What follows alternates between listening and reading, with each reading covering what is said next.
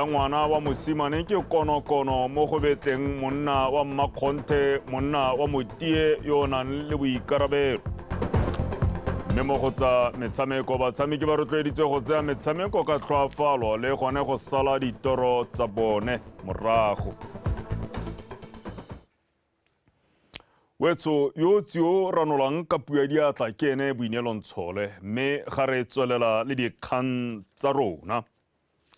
Tautona Dr. Mokgweetsi Masisi o sa tswa go goroga kwa lefatsheng la Namibia kwa a neng a tsene moletlo wa segopotso sa letsatsi la mafatshe-fatshe la bana. Tautona Masisi o ne a tsene moletlo o le balekane nae ba mafatshe a Zambia, Zimbabwe le Namibia. Segopotso sa letsatsi leo monongwaga se ne se itebagantse le kgatelopele e dirwang ke mafatshe mabapi le go atlega mo go somareleng ditshwanelo tsa bana.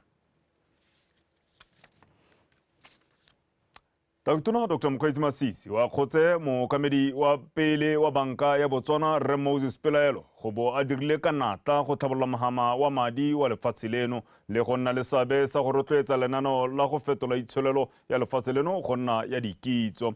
Fa a bua mo bokopanong jwa bone Tautona Masisi a re maikaelelo a jone ke go lemoga le go akgola boeteledipele jo bo supilweng ke Rre Pelaelo fa banka ya Botswana e tlhabologa mo dingwageng go inaakanya le diemo tse di fetogang.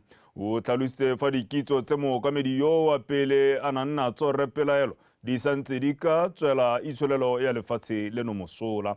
Rre Pelaelo o tsere maemo a bookamedi jwa banka e ka dinako tse di thata mme a dira ka natla dingwaga di le 7. O ne a lemoga kemonokeng ya puso ya lefatshe leno go dira tiro ya gagwe e ka yone a reng o bone mogama wa madi o thuthuga a bo o phophoma. I would imagine never retire because the person I've come to know of you would not retire. But I thought then you could rest a little bit and then see where you fit into the rest of the economy, because there's vast opportunity in this economy, as you know, what we're trying to create, whether it be private, parastatal, or even back in government. But you possess skills that are ready for market. So I wanted to thank you for your service and hope that you still have enough in your reservoir to share. The one thing common we share is teaching. I hope we can exchange notes on methodologies. You still remember them. But if that were to be, if you were to dissect the attributes of mindset change and you map that onto one of your pet presentation items when we had the briefing to cabinet, the annual one, the extent of household debt presents an opportunity for enormous engagement with the public about really riveting our home economy. Being the 5th president, I take the liberty to represent all the 4 former presidents in thanking you. And the exposure has been exciting. What is important, Your Excellency, is really the macroeconomic stability that we've been able to achieve. I mean, thanks to many hands. You know, in 1999, when we abolished exchange controls, everybody thought, you know, collapse. It will collapse, the exchange rate will collapse. But here we are today. You know, we manage, and it's actually one of the most positive developments that we have achieved for the country. The financial sector grew phenomenally from there on to be, you know, at the time it was just about 6 billion. And today we are talking about half of the GDP is the financial sector. And so, quite frankly, I think that was a marvelous achievement. So I'm glad that, Your Excellency, I'm here, and thank you very much for giving me the opportunity for the 7 years that I was the governor. Re boela kwa Namibia kwa gone Tautona Dr. Mokgweetsi Masisi a gwetlhileng banana ba mafatshe a Botswana, Namibia, Zambia le la Zimbabwe go lemoga le go dirisa sebaka se se leng teng mo kgaolong ya Aforika go rarabolola dikgwetlho tse ba kopanang natso le gone go godisa itsholelo ya mafatshe a bone. Tautona a re go na le sebaka mo go tsa papadi ga mmogo le ditsa tlholego tse di santseng di ka kolwa mo kgaolong e. O buile se kwa phuthegong ya go ipelela letsatsi la mafatshe-fatshe la bana kwa toropong e kwa letshitsing la lewatle la Transatlantic ya Walvis Bay kwa Namibia. Monica Setswaela ka pego.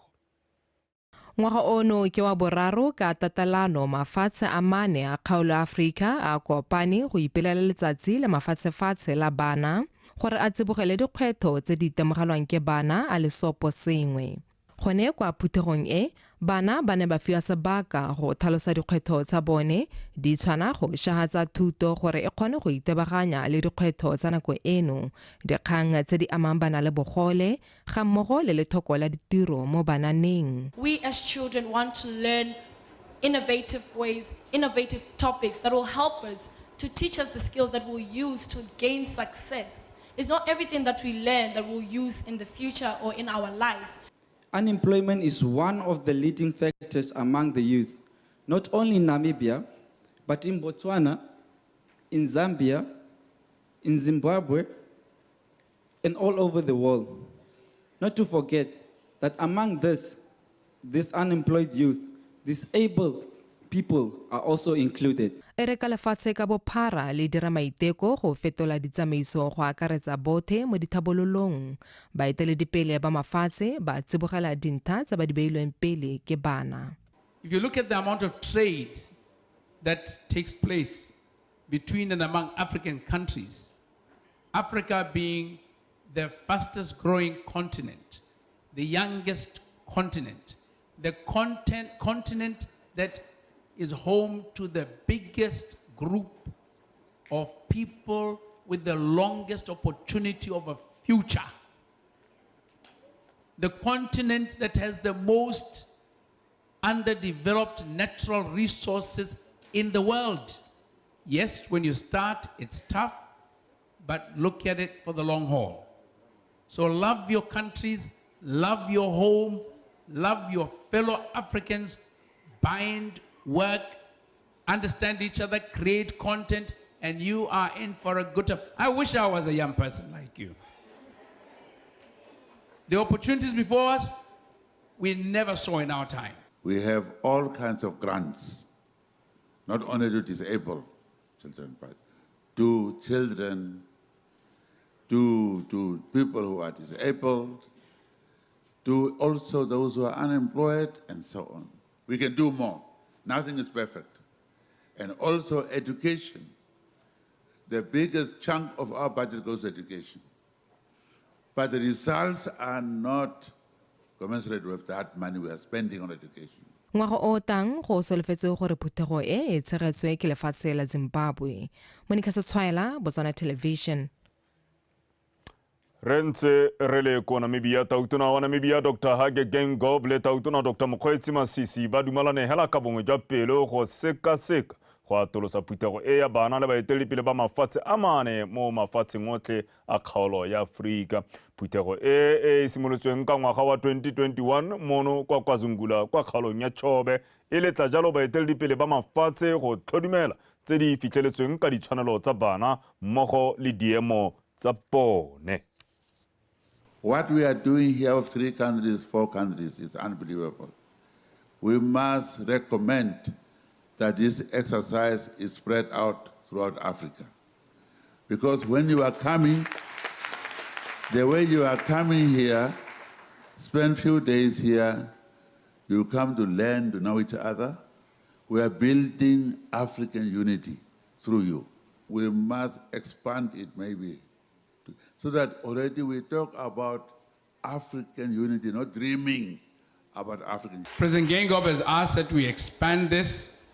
I readily endorse that, Dr. Dikgang, that we need to expand this network of a compact and a dialogue between heads of state and their children. Re boela mono gae mo le gone go na le phuthego ya mokatakata kwa gone ko modulasetilo wa lekalana la dikhamphani le tshireletso ya dithamo re Tshiamo Motsumi a re ntswa lekalana la gagwe le tsweletse ka go dira tiro ya lone go santse go tlhaela ya dikitso ka dithamo le bokgoni jwa tsone gore motho o ka itshetsa mo go nametsang. O buile se kwa phuthegong ya dithamo e tshwereng mono toropo kgolo Gaborone. Tsholofelo Tombale ka pego. Maloko a mokgatlo wa tsa ditlhamo wa kgaolo ya Afrika ba dumela mo tshwaraganong ya botlhe go rarabolla mathata a le mantsi a kgaolo eno. ba nankotse dikgwetlho di le mmalwa tse ba lebaneng le tsone tse di thibelang banni ba mafatshe a le maloko go dirisa ditlhamo tseo go tokafatsa mafatshe a bone. Low agricultural yields, emerging lifestyle diseases, access to clean water and green energy are just but some of the problems that are faced by many African countries. As policymakers, the question that should be high on our minds is how we create an enabling environment to facilitate our citizenry to turn these problems into opportunities to innovate. Distinguished delegates, some of our challenges in our region's IP landscape include limited IP awareness, lack of infrastructure, and insufficient legal frameworks. We need to panel beat our education system. As I'm suggesting, and this is a suggestion which the DG here and the chairperson, shortly before we started, they shared with me, is that we should start it at grassroots level and teach youngsters, especially our youngsters of today. They're much more vibrant than we were at our time. They grasp concepts much quicker than we did. So we believe that if they start being taught it at that level, they will grow up knowing what IP is. Botswana o solofetse go tsaya bodulasetilo jwa Aripo mo lefatsheng la Zimbabwe go tsweledisa le go atolosa tse di ka thusang batlhami go atlega le go phadisana sentle le ba mafatshe a gatetseng pele. As a collective, we have the opportunity to exchange valuable insights, to chart the course to ensure that our vibrant cultural expressions, traditional knowledge, and innovative works become the foundation to create sustainable and vibrant business enterprises within our nations. Through Aripo, we can shape policies that align with our shared vision of unlocking IP, the IP potential of this continent, that we are privileged to call home. Botswana ka ntlha ya boeteledipele jwa Taotona Dr. Mokgweetsi Masisi e ntse e rera ka botlhokwa jwa dikitso go fetola itsholelo jaanong o eme sentle go tsweledisa tumelo eo jaaka e thusa go nonotsa melao ya ditlhamo le go dira gore go kwadisiwa ga matshwao a kgwebo go tshwane mo mebarakeng e mentsi. Tsholofelo Tombale, Botswana Television, Gaborone.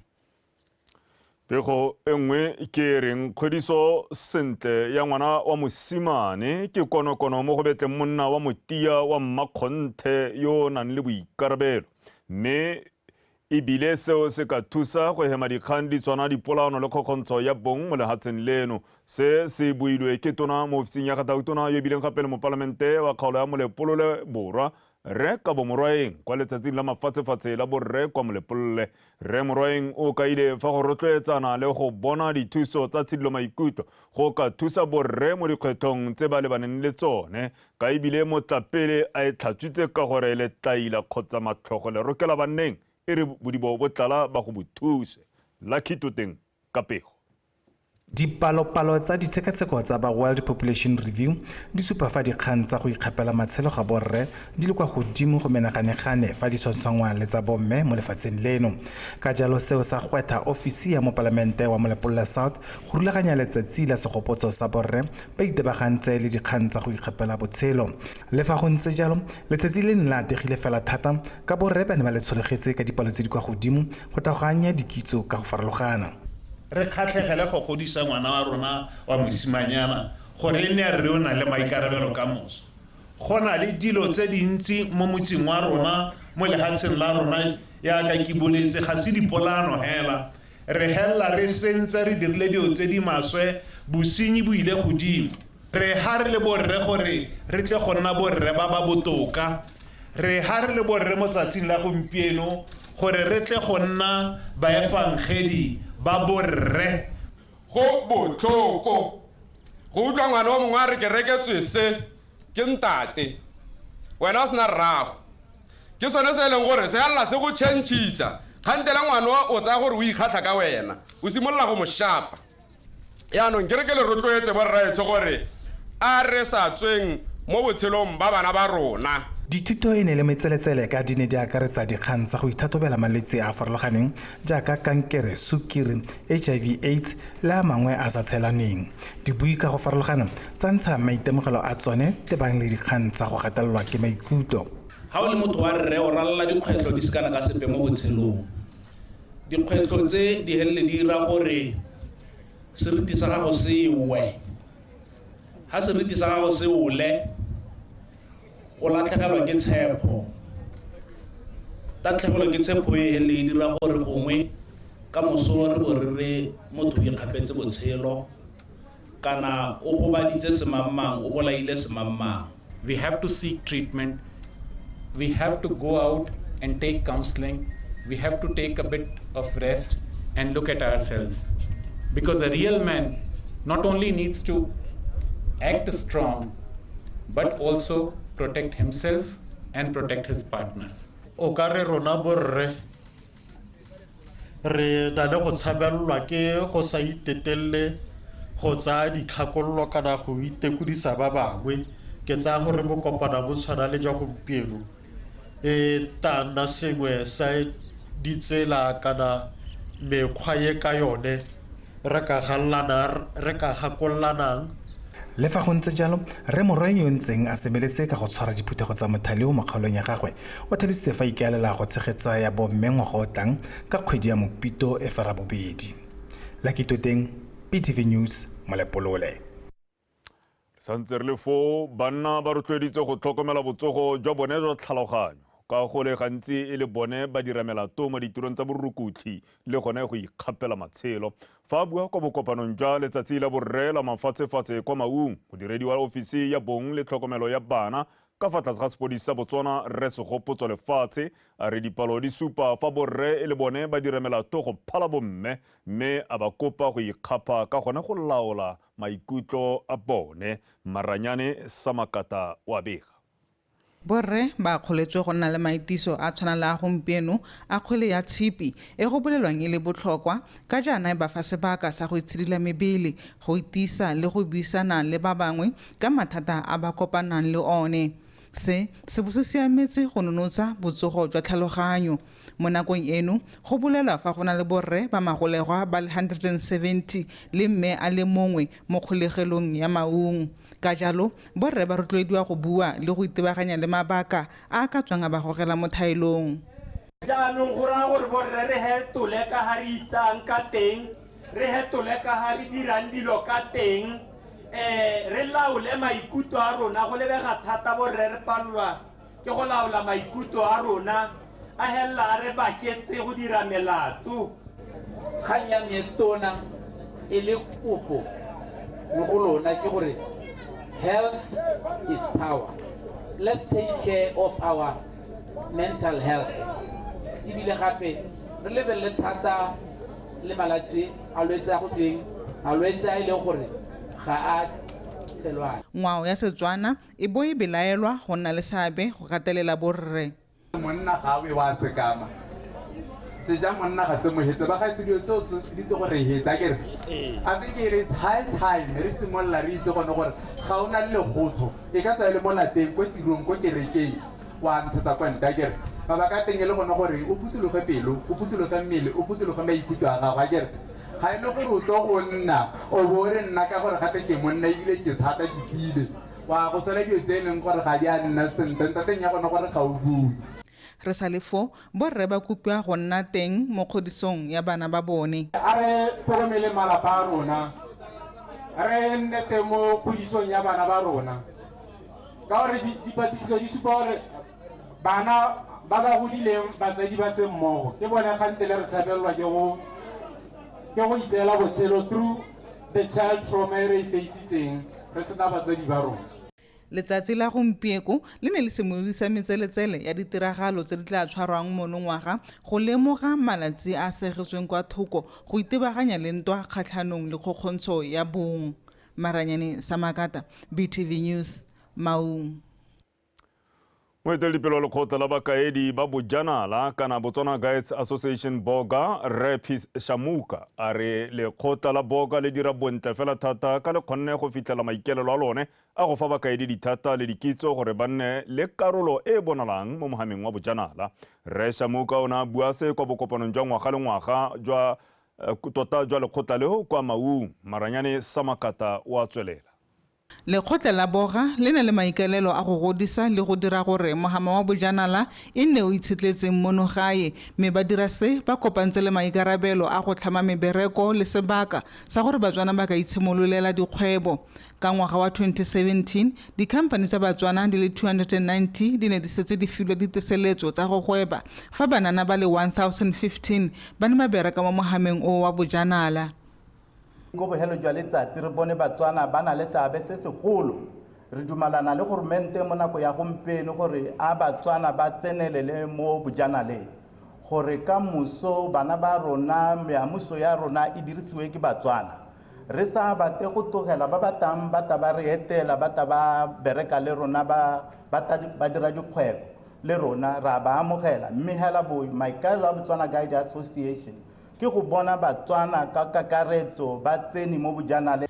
Bakaedi ba kopile go tswelela ba tsholeditse serodumo sa lefatshe leno gore le tswelele e le lengwe la mafatshe a ngwakang bajanala ka dipalopalo ngwaga go ya ngwageng. I would like all of us to appreciate that Botswana is not only regarded as one of the most exclusive safari destinations in Africa, but one of the most remarkable wilderness areas on earth. Botswana is boasting of vast areas of protected wilderness, pristine landscapes, and a rich wildlife diversity. In this regard, Botswana is globally regarded as a safari destination. BOHA has decided to be part of this beautiful safari destination story. Bemba dikgwebo ba rotloediwa go tokafatsa ditirelo tsa bone. Its product mostly focuses on the experience at a destination. Ga ile gore mongwe o emella kwa ga gagwe o emella kwa ga bone a etela lehelo la rona a etela makgobokgobo sa se batang ke what you call experience. I was there and I enjoyed the place. Jaanong ga ile gore o bua gore ne ke ile ko tota rona ba ile gore taba re mo amogela kwa gorogelang teng boikarabelo jwa rona ke Mohama wa bojanala o tsweletse ka go nna le seabe se se bonalang mo itsholelong ya lefatshe leno mme bakaedi ba kgolelwa seabe sa bone mo go netefatseng gore ba tlhokomela ditsatlholego gore di akolwe ke bajanala di sa kgothelesega. Maranyane Samakata, BTV News, Maung. Dipatlisiso di supile fa dikotsi tsa tsela di golela pele mo lefatsheng leno mme ebile di kokonela itsholelo ya lefatshe se se buile ke tona wa dipalamo le ditirelo tsa setšhaba Re Rick Molale yo gateletseng gore puso e tlhamile jalo lekalana la Motor Vehicle Accident Fund MVA le le thusang go ema nokeng bao ba amegileng mo dikotsing tsa tsela ka madi gore le bone ba tle ba kgone go tswelela ba itshetsa. Tona o ne a bua kwa segopotsong sa mafatshe sa batho ba ba amilweng ke dikotsi tsa tsela. Tiro eo e ne tshwaretswe kwa motseng wa Mathangwane. Abigail Madorobo wa bega. Dipalo tsa basepodisi di supa fa dikotsi tsa tsela di oketsegile ka di supa fa batho ba le 304 ba latlhegetswe ke matshelo mo dikgweding di le 10 monongwaga go na le ba le 227 ba latlhegetsweng ke matshelo mo ngwageng o fetileng. Re Molale a re dikotsi tsa tsela go le gantsi di bakwa ke lobelo le le kwa godimo la dikoloi go sa itshola sentle ga ba tsamaya ka dinao gareng ga tse dingwe. Le fa go ntse jalo o ne a supa fa a tshwengwa ke go bo di ama batho ba dingwaga tse di fa gare ga 21 go ya go tsena go go tse di 50. Re bona botlhaswa mo go diriseng tsela gore ke bakgweetsi ke ba tsamayang ka dinao ke barui mo botlhe mo go le re botlhaswa yo bo isang ko gore pabalesego e se ka ya nna teng. O le motsamaya ka dinao o tshwanetse le wena wa ipabalela ga o tlola tsela ka to kgabaganya tsela. O le motsamaya ka sekotse kara sa ditonki o tshwanetse gore se nne le di-reflectara tse di tla supegetsang badirisi ba tsela ba dikoloi gore go loga go kgabaganya sekotse kara sa ditonki go loga go kgabaganya baesekele ke dilo tse di tshwanetseng ra di dira re sa patelediwa re sa tshollediwa thupa ke ope ka gore botshelo ke jwa rona. Ke le moeteledipele wa motse ke kgothatsa batho botlhe ba motse wa Mathangwane le metse e gaufi ga mmogo le setšhaba sotlhe ka kakaretso go dirisa tsela ka kelothoko gore matshelo a botlhe a babalesege. Bangwe ba batho ba ba amilweng ke dikotsi tsa tsela ba ne ba akgola lekalana la NVA go be le kgonne go batamela ka madi ka dinako tseo tse nneng di le thata. NVA ba gaetso ke ema ke la ga ke tlise phega ke re ya thusa hela thata go menagane. Setšhaba se kgwethile go obamela matshwao a tsela ka nako tsotlhe go thusa go tila dikotsi tse di tsweletseng go gapa matshelo a batho. Abigail Madorobo, BTV News, Mathangwane.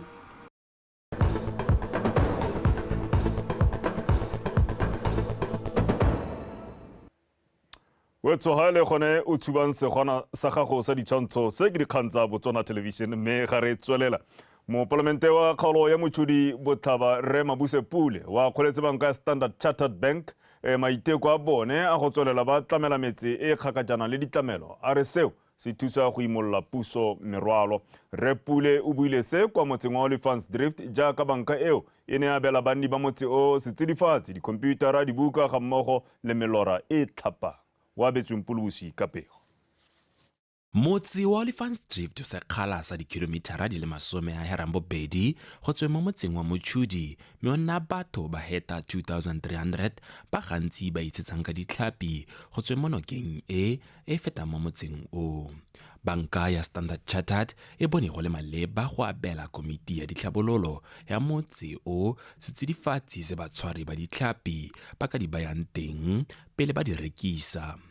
Jaanong ne re na le mpho e re neng re batla go dira le mpho ya bobedi e leng mobile freezer mo re neng re batla go abela local VDC gore re ga ditlhapi tse dintsi di tshwarwa tse di kgone go tsenngwa in the mobile freezer di kgone go ya ko marketeng batho ba kgone go jesa bana le bone ba kgone go itshegetsa. Ke solofela gore VDC tla be thusa go reka ditlhapi gongwe ba tsaya letsananyana mo bona gore ba ba thuse go a go rekisa ditlhapi tsa bona mme jaaka ditse bona ditlhapi ba re bolela mathata a bana le one ba tlhokana le dinete fishing nets which are very expensive re ba supe ba tlhokana le life jackets ba tlhokana le dihuku those who are ba ba dirisa dihuku ba tlhokana le menkoro. These are very expensive equipment to buy and maintain. Ya ga re bona go tsena Standard Chartered Botswana ba tla ba dira yalo ra idumela ka re tla mo rena go bona le ka dinete le mekoro le life jacket ba ragadi. Motse o na le sekolo se sepotlana se le sengwe se ntsha maduo a mantle makgaolong ya kgatleng ka jalo go abiwa ga dibuka di le 2900 di bala makgolo di le 10 go tla thusa go tokahatsa maduo a sekolo se.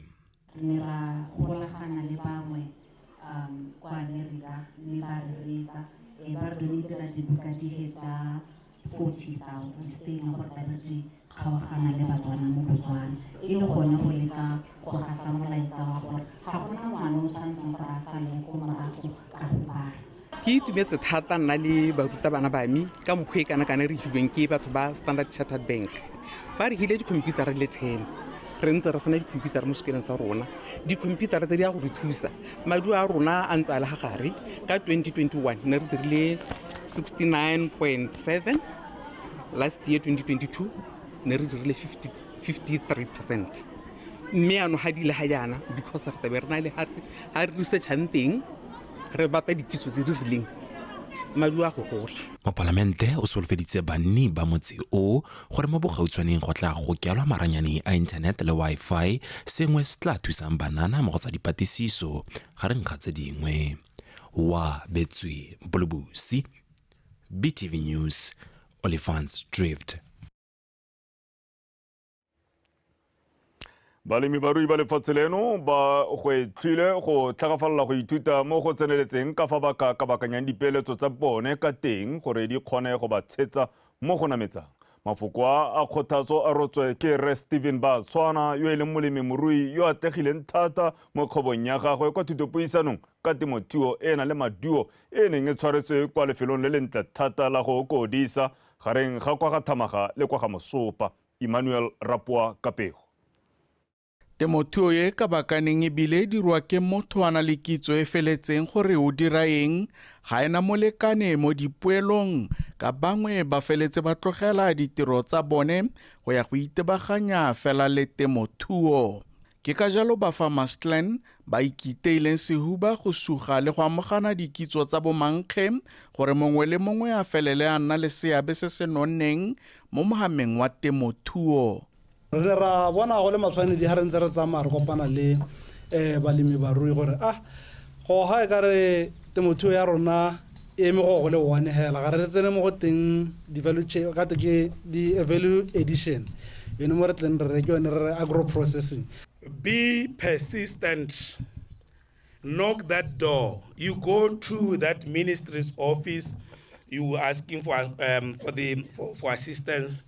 Knock it and knock it. No emotions attached. Never. Business don't run on emotions. White or meole. No. Be courageous as you can be. And along the way, you'll find your footsteps. If you've got those three, quality, volume, and consistency, please don't think you can do it alone. You're making a mistake.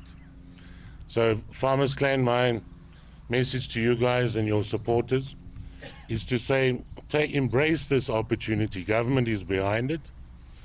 The new subsidy systems are also behind this. Thuto kgolofa ya boele go dirisa dibapalwanageng le ditswa masimo go dira dijo tsa boleng tse di ka tsayang sebaka di sa senyege. There is so much that this country has been blessed with. Lenna hela as an individual, how can I contribute to the diversification, the economy ya Botswana?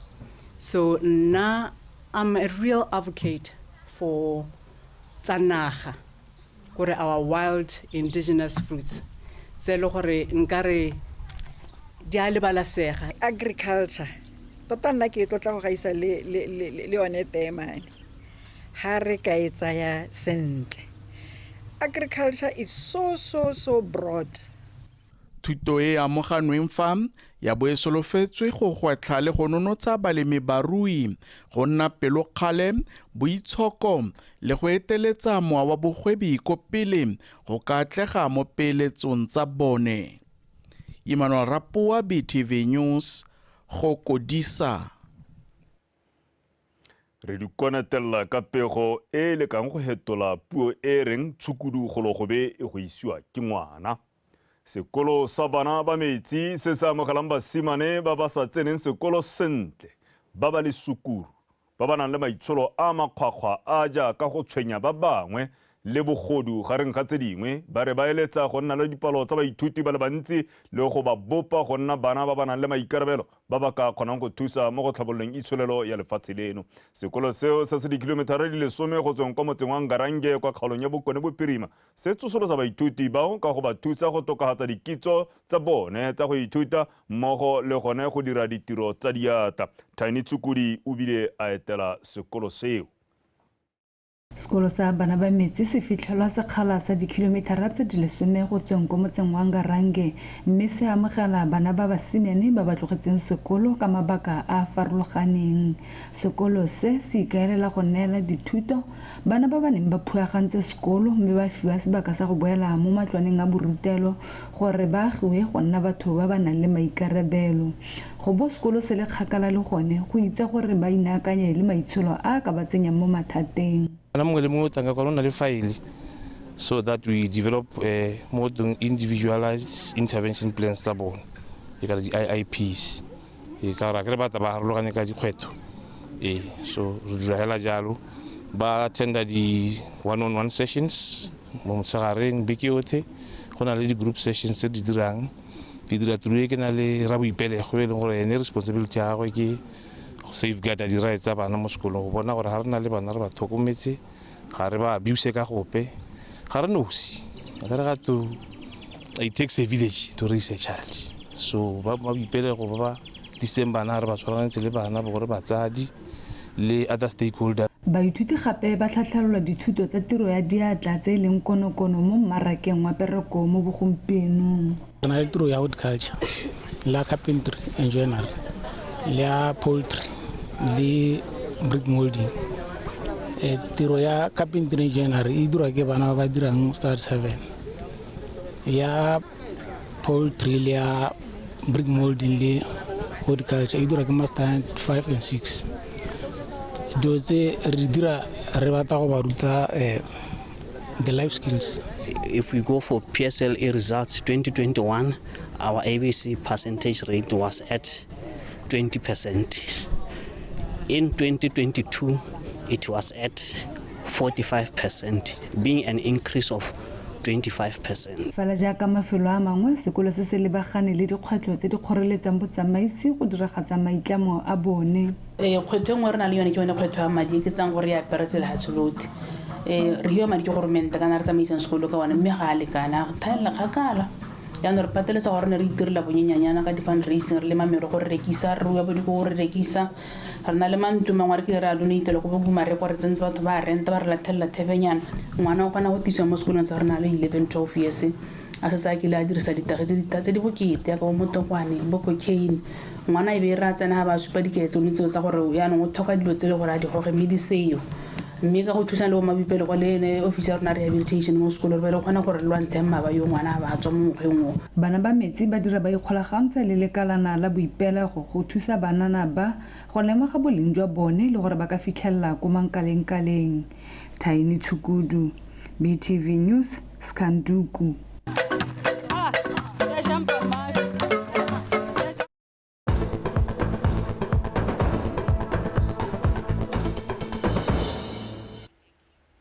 Wetso go tsena tsa metshameko me phirimaneng ya mosupologo ke supologa le kgaitsadi yake Liza Osekeng. Kgaitsadi yake Ben Raitso ha re supologa yana ka moso the Zebras e kopana le lerwa le hudu ga Raitso Guinea go tla re itumesang ka go ntse jalo kana re mona mofo go neana ga re batle dintlha re tle re bone gore re batla phatlha e botokanyana go batla masogwana a tshamekang ya ka ke bua ba itumesang ka go ntse jalo ke gore nne nkampa ga nna se senna ke go ka sentle kgaitsedi yake tla ke go leboge Benson Wetso le natla ke tse sebaka se ke go dumedise jaaka boletse nna ke bidio Liza Osekeng ka tsa metshameko mme re ditshimola hela ka tsa kgwele ya dinao mokatisi wa the Zebras Didier Gomez da Rosa a re ga itumela ka ga ba dirileng dilo dingwe ka teng mo motshamekong wa beke fitileng kgatlhanong le Mozambique mme ba ntse ba bereka go baakanya seo pele ba amogela Guinea mo motshamekong wa bobedi ka moso mo tshokologong. Da Rosa o kaile seo maitsibweng ano kwa putegong ya babegadikgang kwa Cresta Marang Hotel kwa Francistown kwa neng a nankola ka ga ba ipaakantseng ka teng go lela dintlha tse tharo kwa lebaleng la Obed Itani Chilume. The Zebras inotilwe ke Mozambique ka dino tse tharo go tse pedi kwa eno seditsweng ke Tlhalefang Molaodi le Mogakolo Dinkele fa Guinea yone e fentse Uganda ka tse pedi go ilengwe mo motshamekong o mongwe wa Group G wa go ipatlela phatlha kwa sejaneng sa lefatshe sa 2026. Botswana e mo maemong a bone mo lokong fa Guinea yone e le mo go a bobedi fa morago ga Algeria e yone e fentse metshameko ya bone e mebedi kgatlhanong le Mozambique le Somalia. Happy about some player during the last match. I was not satisfied about other. So we need to change something. Very important, and you know, is also we play only 4 days ago. It is also very important to make a small turnover. Very important to put on the ground fresh player. Obviously the mood is high on the camp. Every game the mood is always high. It's just always to respect our tactical approach that we have planned against, which cannot be mentioned now because obviously it shall be displayed tomorrow in the game. So, and the boys are ready for the encounter that will be tomorrow. Mo go tse dingwe setlhopha sa kutlwano se iponetse phatlha kwa makgaolakganyeng a sejana sa BVF Golden Cup ba sena go fenya BDF 6 ka disete tse 3 go tse 2 mo motshamekong o neng o tlola ditlhase wa ska makgaolakgang o neng o tshamekelwa kwa SSKB. A re utlwe pego ka Ryan Khengonyane. BDF 6 ba ba tsene mo seka makgaolakgang ba sena go fenya sebokeng ka disete tse 3 go lefela ke bone ba ntlha go kwadisa ntlha ba sena go fenya sete ya ntlha ka 25-21. Mo seteng ya bobedi kutlwano e yone e tseneng fo e sena go fenya UB ka disete tse 3 go lefela ya tla itsholoditse lebelo la metshameko mme seo sa ba tswela maduo ba fenya sete eo 25-19 go ka dira maleka sete e lengwe setlhopha.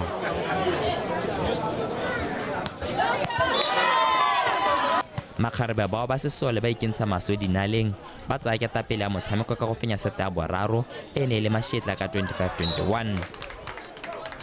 Ya re mogwang o tshwanetse go ya borwa bomme ba kutlwano ba gana go inela motlhofo ba lekalekanya disete le kgetho la bobedi go isa motshameko ko seteng ya mafetsa kgang kana deciding set ka 25-14.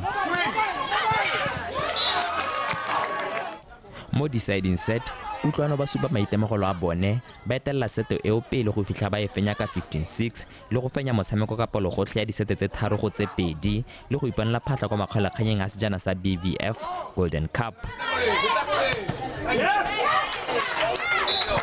Ke tlo re wine ka ha o khatheng di mistakes tsa rona tsa di service. We lost about 8 serves ka the first set. Even the second one, I think it was something to lose 7 or so serves. But they needed to cut her. Happy one mobile monobali. Can at first they were not mobile. Happy you put up any diganela tatamu muniti. So after a but it's a motor 3 meter line. The setter was mobile. That's how we were able to win the game. Game in it's by the set. Other team, it's a set cost neira deal accordingly. From there, the other one here back in the mistake it's then a billion it's a set. Our main letdown in our receiving department. Pass our 9 year class, of which my ladies gave once was our take. Moralo Abono class. Pass our 9 year collapse, 6 or 9 year collapse. Officials, I'm a teammates on a good we ready mistaking at the Dinsignalo. How can I want to special as a corner and talk about it? Mo maduong a mangwe Police 6 ya bomme e fentse ka lavango ka disete 3 go lefela ka 2-20, 25-18 le 25-11. Ka fa letlhakoreng la borre gone fela jaaka ko go bomme Police 6 e fetetse kwa makgaolakganyeng ba sena go fenya ka lavango ka disete 3 go elengwe ka 25-18, 21-25, 25-14 le 25-15. Tlamelo Montshwisi, BTV Sport, Gaborone.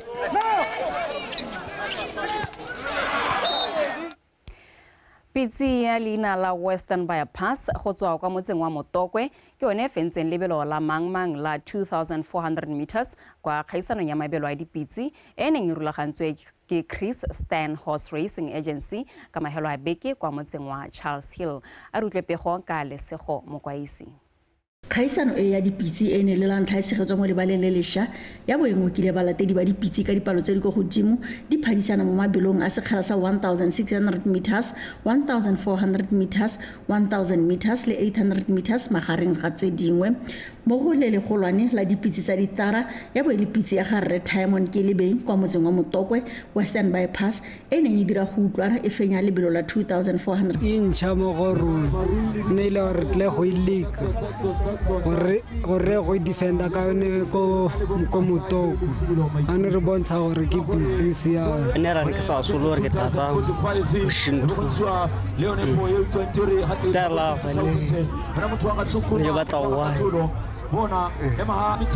se dirile gore ke kgone ska ka heng pitsi ya mokile ana le bokuanyana jwa go lwala mme am so gompieno kgone go recover ke sone se kgona go tla position train ke sa solehela mo parlamento a kgaolo o neng a tsile go leba kgaisano e o gakoletse barati ba rotloetse le beng ba dipitsi go netefatsa ba dirisa lebala le sente ka jana puso e diritse madi a ka tshwarang 4 million pula go tlhabolola lebala le la Charles Hill. lobala lo maikaelelo a lone ke go ntsha banana mo mekgwatheng go leka gore ka ditsela tsote re bo re le ha re putile banana ba Charles Hill re ba kgaotse mo ditirong gongwe tse di sa siamang ba le ha le bone ba jesa dikakanyo tsa bone monate lobala lo ke gore lone ka lo ntseng ka teng re ne ra bona gore morae wa Charles Hill batho ba Charles Hill borra dipitsi le bomma dipitsi ba rata mabelo a dipitsi bile ba rata dipitsi tsa bona jaanong re ba dule thuso gore ka lobala lo borra dipitsi go nne le ha ba trainana dipitsi tsa bone teng batho betso toro ya me ke gore ke bone race ya me e gola ke eletsa go bona lebala le tsena mo tirisong ke eletsa go bona lebala le tlhabologile ga ke eletsa go bona lebala ka moso le nnang dingwaga le sa dirisiwe go leterata e ntlentle le e bonang e senyega e sengwa ke dikgomo e tshwana le dipolasi tse dingwe tse e leng gore di senyegile mme di na le beng ba tsone kgaisano e ne re tletse ke ba Haskins and Sons ka tshwaragana le ba Christian Horse Racing Agency e bonye mofenyi wa lebelo la Mmamala 2400 meters a boela gae ka poya Brahman e neng ya bilwe ke mongwe wa barui ba popota mo kgaolong ya Charles Hill Pete Philander e le tsela nngwe ya go rotloetsa mabelo a dipitsi mo kgaolong e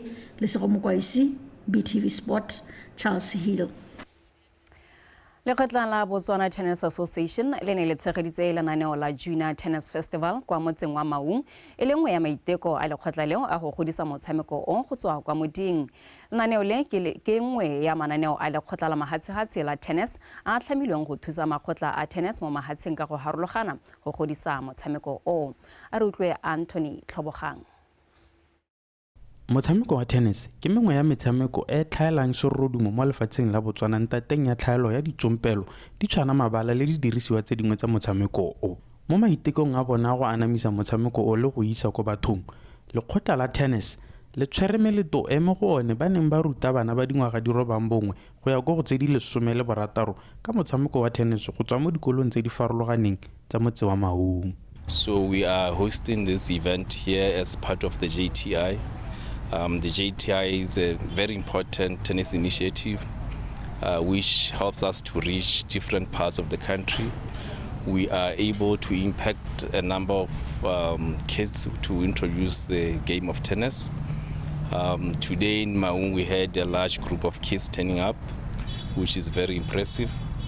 And we think that we are really achieving our objectives in terms of tennis development.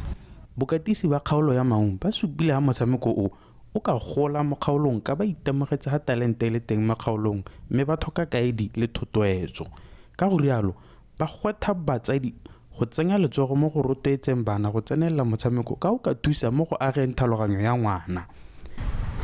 Today's program was to introduce fundamental basic techniques to Banaba Maung, the juniors of Maung. The children showed up. There was a great number of children that showed up, and tennis is not a really hard. It's not a hard sport. So we're expecting them to return, and we hope to take them to international levels as well.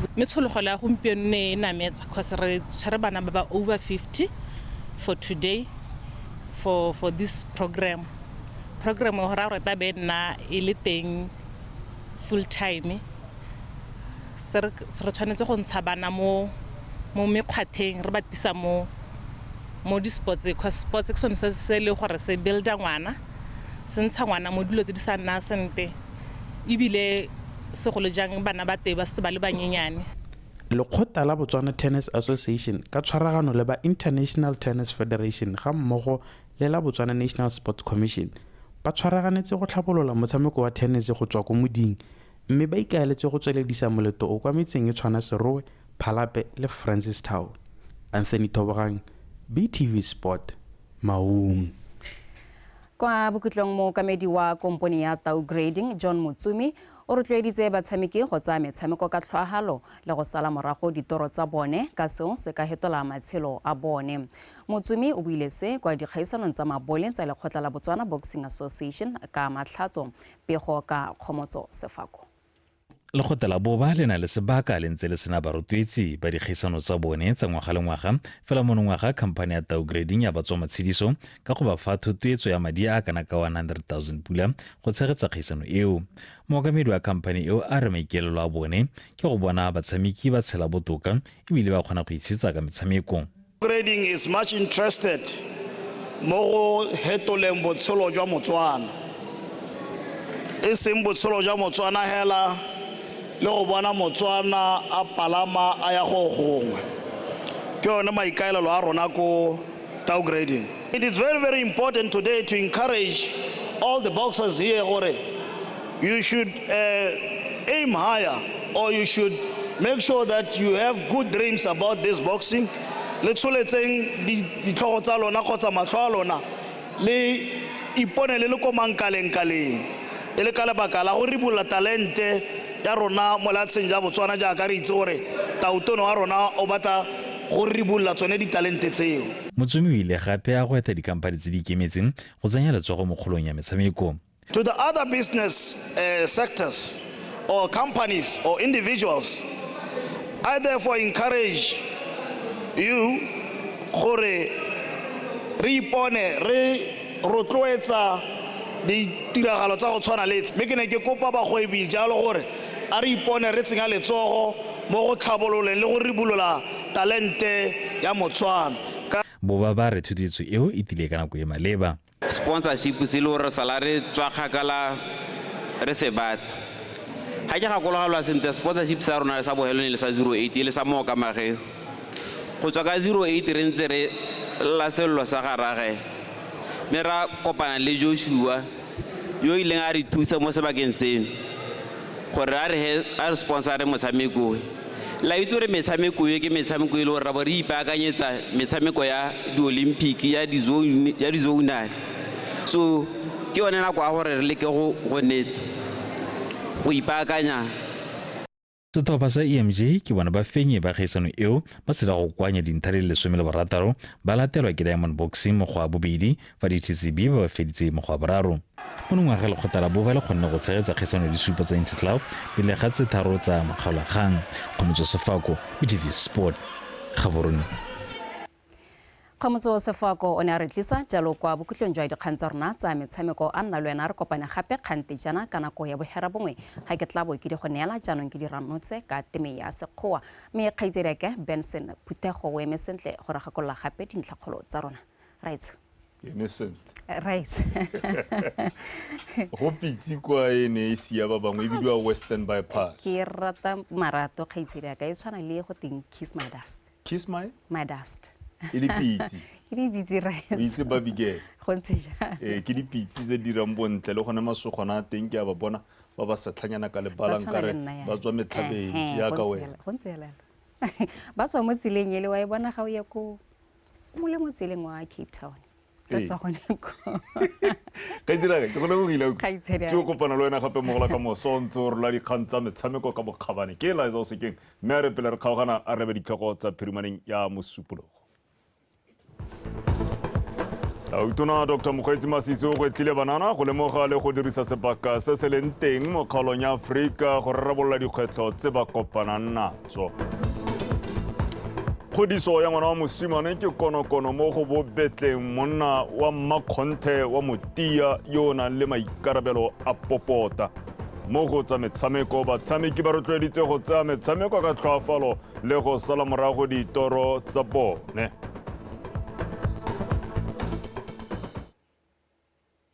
Wetso re di weditse ga rena tsa tepolo api mme ra itemogela ka bongwe ka ile kae kwa re leng teng kwa borwa le kwa botsheka go bollo hale le hale pula ete e komakoma mme tsholofelo ga e tlhabise ditlhong pheletsong kgaka ke na mebala e di kgakaneng a nne kagiso.